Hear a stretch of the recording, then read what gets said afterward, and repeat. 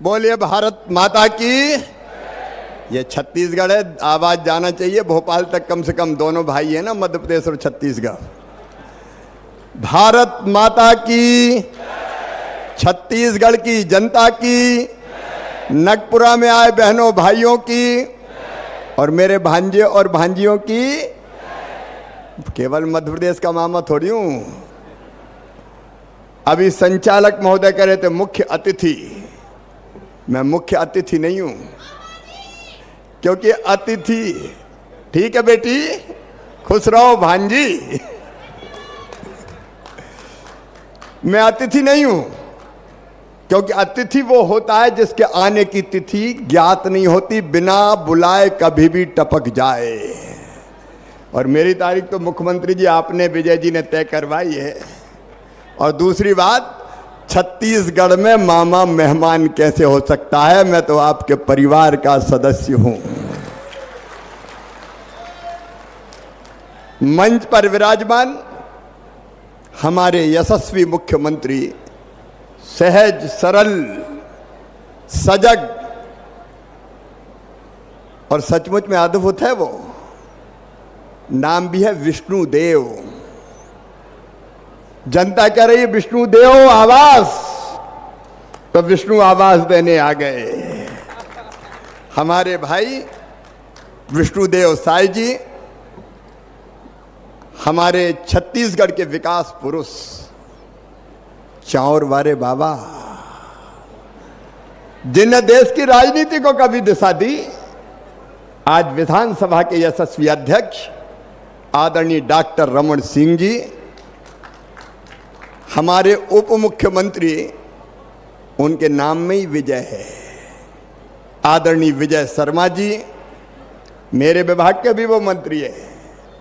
और इसलिए विष्णु जी और विजय जी,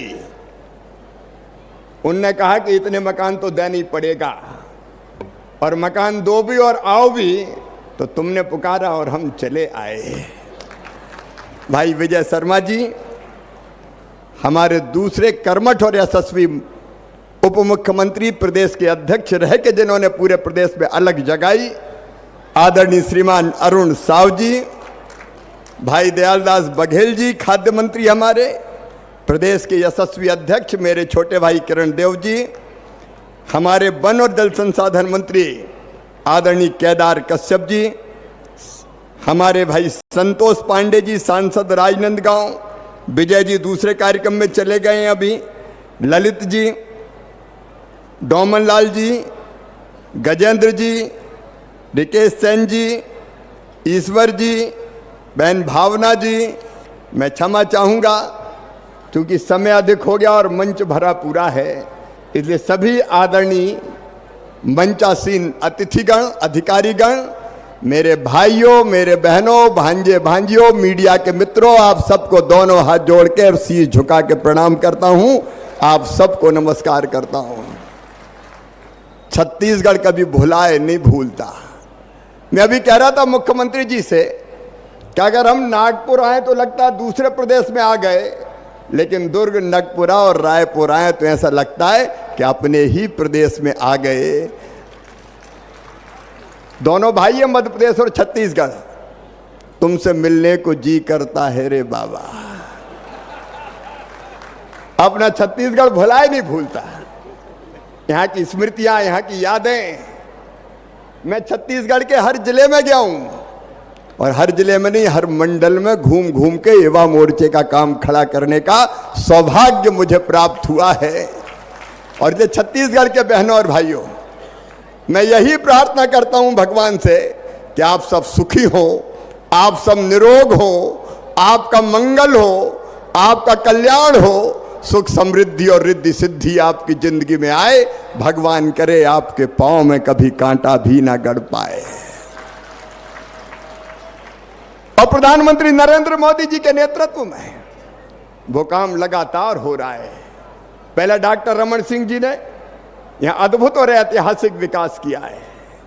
डॉक्टर रमन सिंह जी ने जो छत्तीसगढ़ के लिए काम किया है, वो इतिहास में स्वर्ण अक्षरों से दर्ज किया जाएगा। ताली बजा के डॉक्टर साहब का स्वागत कीजिए।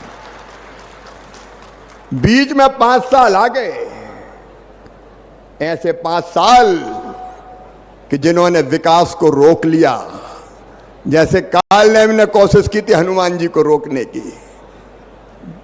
अब पता नहीं कैसी सरकार और कैसे मुख्यमंत्री थे, मुझे तकलीफ होती है।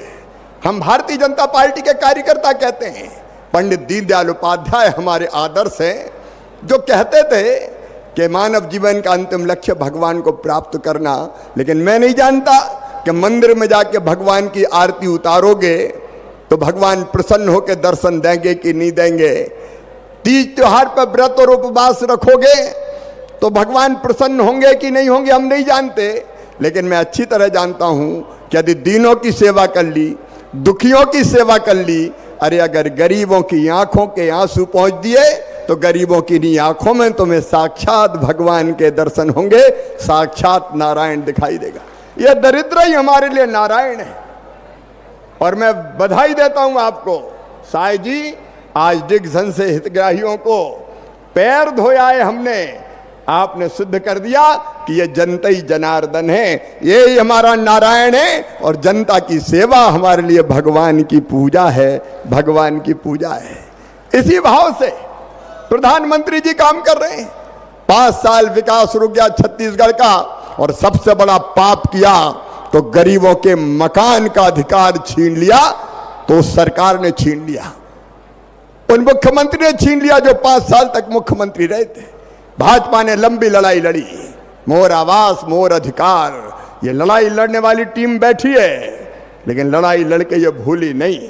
हमारे नेता, देश का गौरव, विश्व के नेता प्रधानमंत्री नरेंद्र मोदी जी जब आए तो उन्होंने आपको वचन दिया था कि छत्तीसगढ़ की गरीब जनता को आवास का अधिकार देंगे, एक एक मकान सरकार बनाने पर दिया जाएगा।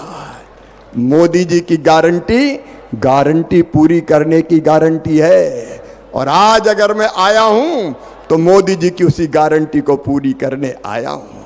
आदरणीय विष्णुदेव जी, आपने भी बताया, भाई विजय जी भी बता रहे हैं, भाई विजय जी भी बता चुके हैं। सरकार बनते ही विष्णुदेव जी आपको और पूरी टीम को बधाई देता हूं।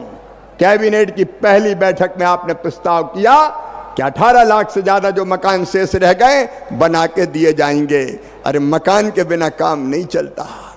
बड़ी बिल्डिंग ना हो, भव्य बंगला ना हो, लेकिन गरीब के बेटा बेटियों को भी छोटा सा घर तो चाहिए, जहां सर्दी, बरसात, गर्मी अपने बाल बच्चों के साथ वो गुजार सके, बेटा बेटियों के साथ गुजार सके। ये सपना मकान का अगर छीना था तो कांग्रेस की सरकार ने छीना था, लेकिन नरेंद्र मोदी जी ने कहा गरीब ही हमारा भगवान है, और इसलिए हिंदुस्तान के 80 करोड़ गरीबों को फ्री में राशन देने का चमत्कार किया तो नरेंद्र मोदी जी ने किया, मोदी जी ने किया। और फिर हमने तय किया हर गरीब को पक्का घर, पक्का मकान। हमारे पक्के मकान खा गए थे कांग्रेस की सरकार वाले, लेकिन आज उन पक्के मकानों का वचन पूरा करने आज का कार्यक्रम आयोजित किया गया है। 8,61,931 आवास पहले दिए थे 8 लाख से ज्यादा, 8 लाख कितने हजार विजय जी, 8,40,000 से 47,000 वो मकान पहले दे दिए थे। लेकिन फिर एक दिन विष्णुदेव जी, विजय जी आए कि मामा इतने में काम नहीं चल रहा, इस साल और देना पड़ेगा। और हम का पूरे हिंदुस्तान के मकान देख लो और छत्तीसगढ़ के देख लो, एक तरफ पूरे हिंदुस्तान के राज्य है और दूसरी तरफ छत्तीसगढ़ है, लेकिन आपने कहा नहीं नहीं अभी तो और चाहिए। तो आज आया हूं तो खाली हाथ नहीं आया, मैं आपको ये निवेदन करने आया हूं कि 3,03,384 घर और इसी साल आपको देने आया हूं। और केवल घोषणा करने नहीं आया, चिट्ठी लेके आया हूं स्वीकृति की, जो आदरणीय मुख्यमंत्री जी और ग्रामीण विकास मंत्री जी आपको मैं सौंप रहा हूं।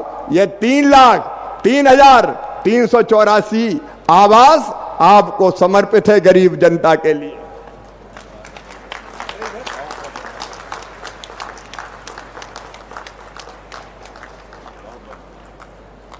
लेकिन इतने ही नहीं, अभी इतने ही और बचे।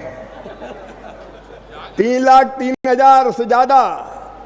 तो आज और सुन ले विष्णुदेव जी, मोदी जी की गारंटी पूरी कर रहे हैं। अगला वित्तीय वर्ष शुरू होते ही ये 3,03,000 मकान और छत्तीसगढ़ के गरीबों को समर्पित कर दिए जाएंगे। एक भी गरीब नहीं छोड़ेंगे जो कच्चे मकान में रहता हो। हर गरीब का पक्का मकान होगा, हर गरीब का पक्का मकान होगा। और एक बात और सुन लें, आवास प्लस की सूची से कई नाम रह गए थे। अरे छूट गए कि नहीं छूट गए कई गरीब अभी? अरे बोलो ना, छूटे कि नहीं? और छूट गए तो ये 18 लाख देने से भी काम नहीं चलने वाला। और मकान चाहिए कि नहीं चाहिए? अरे और जोर से बताओ, चाहिए कि नहीं चाहिए? तो आज सुन लें, मोदी जी के आशीर्वाद से जो मकान अभी छूट गए हैं, पात्र हितग्राही रह गए हैं, और कई बार तो पात्र हो जाते हैं। अब एक बाप के 3 बेटा हो गए, तीनों की शादी हो गई, 3 बहुएं आ गई, तो एक ही मकान में रह सकते हैं क्या? बताओ। तो सबके लिए मकान चाहिए कि नहीं चाहिए? इसलिए तो विष्णुदेव आए हैं, भाजपा की सरकार आई है। अब फिर से नए मकानों का सर्वे चालू कर रहे हैं। फिर से सर्वे, जो रह गए उनका सर्वे होना चाहिए ना। तो सर्वे शुरू करवा दो आप। आपकी टीम चीफ सेक्रेटरी से लेके हमारे ग्रामीण विकास के सब अधिकारी भी बैठे। नया सर्वे चालू 31 मार्च तक पूरा कर लें। और नए सर्वे में भी सुन लो भैया, पिछली बार थोड़ी गड़बड़ हो गई थी। मुझे बताया मुख्यमंत्री जी ने, विजय जी ने, कि साहब जिसके पास 2 व्हीलर होता है, मतलब मोटरसाइकिल, स्कूटर, उसका नाम ही कट जाता है मकान की सूची से। तो बोले आजकल तो अब 2 व्हीलर सबके पास है। मजदूर भी मजदूरी करने जाता है तो ठाट से मोटरसाइकिल पे बैठ के ही जाता है। सही बात है कि नहीं? अरे जोर से बोलो ना। तो जाता है तो आगे उनके नाम ही कट जाते हैं। और इसलिए अब हमने फैसला किया है कि जिनके पास स्कूटर मोटरसाइकिल होगी, 2 व्हीलर होगा, उनको भी मकान दिया जाएगा, उनको अपात्र घोषित नहीं किया जाएगा। नंबर 1। और नंबर 2, एक अभियान मोदी जी ने चलाया है, लखपति दीदी अभियान। और दीदियों, मैं ही उसका मंत्री हूं। लाडली बहना के बाद महतारी बंधन आ गई। आपको बहुत बहुत बधाई। लेकिन अब लखपति दीदी भी बनाना है। और लखपति दीदी बनाना तो आमदनी बढ़ाना पड़ेगा कि नहीं? लेकिन आवास की सूची जो बनती है पात्रता की, उसमें तय कर दिया कि जिनकी आमदनी 10,000 से ज्यादा होगी उनको मकान नहीं मिलेगा। तो हम कहा हमारी लखपति दीदी तो रह जाएंगी। और जब तय कर दिया कि 10,000 रुपया महीना नहीं, 15,000 रुपया महीना भी आमदनी होगी तो भी उसको मकान दिया जाएगा। ठीक है कि नहीं बताओ? और तीसरी चीज, और कई किसान आए कि कृषि मंत्री भी तुम ही हो, और हम छोटे छोटे किसान, 2.5 एकड़ वाले, 5 एकड़ वाले, हमने क्या पाप किया है? अगर हमारे पास जमीन है तो हमें मकान क्यों नहीं मिलता? तो सुनो रे किसान भाइयों, जिनके पास 2.5 एकड़ तक सिंचित जमीन और 5 एकड़ तक असिंचित जमीन होगी, अब उनको भी मकान दिया जाएगा। बोलो देना चाहिए कि नहीं? तो अब सर्वे करा लो भैया। अब देखो सर्वे में कोई छूट नहीं जाए, नहीं हमसे बात में मत करना भैया। बिल्कुल तैयार है। 11,600 सर्वेयर, मैं इनका मकान इतना ही मांग रहा है, 11,600 सर्वेयर तैयार है। तो सर्वेयर तो करेंगे ही, लेकिन कई बार सर्वेयर गड़बड़ कर जाते हैं। कोई छूट गया, किसी को छोड़ दिया, गांव में कहीं लड़ाई झगड़ा हुआ पंचायत का, तो पता चला उस मोहल्ले के लो ही मत। मैं छत्तीसगढ़ की बात नहीं कर रहा, लेकिन कई जगह मेरे पास शिकायत आई। तो इस बार एक फैसला और किया है हमने, अधिकारी गण भी इसको ध्यान से सुन लें। अब मकान का, आवास का जो सर्वे होगा, सर्वेयर तो करेंगे ही, अधिकारी तो करेंगे ही, लेकिन हमने एक ऐप बनाया है चाहे तो जिनका मकान कच्चा है वो खुद भी सर्वे कर सकते हैं, सेल्फ सर्वे, मतलब खुद ही सर्वे करो। अगर खुद सर्वे करेंगे तो कोई का नाम छूटेगा ही नहीं। और सर्वे कैसे होगा? वो सेल्फ सर्वे, स्व सर्वेक्षण। वो सर्वे ऐसा होगा, उसके लिए आपको जरूरत है आधार नंबर की। हर एक के पास आधार नंबर है? जोर से बोलो, है? तो आप अभिनंदन करो, मारो।